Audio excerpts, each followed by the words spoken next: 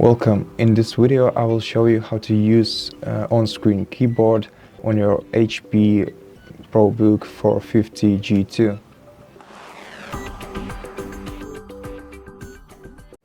So in order to enable a on-screen keyboard, you'll either have to use a shortcut of Windows button combined with Ctrl and O. So just press all these three buttons at the same time, and this will open an on-screen keyboard on your screen. But if you don't have access to your keyboard, physical keyboard, and you don't have an external keyboard to connect to your PC, then you'll have to access this feature through the settings. To do that, let's tap on the Start menu. Once we open it, let's go to the Settings application.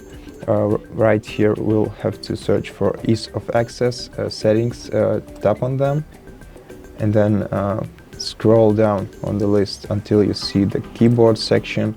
Tap on the keyboard section, and here you will be able to enable the on-screen keyboard by toggling, by clicking on this toggle bar. You can resize it, reshape it however you want, place it wherever you want on your screen, and use it at any moment. And to disable the on-screen keyboard, you can just close it or click this toggle bar. And that's it for this video. Thank you for watching it. If you liked it, consider subscribing to our channel, leave us a like and a comment below.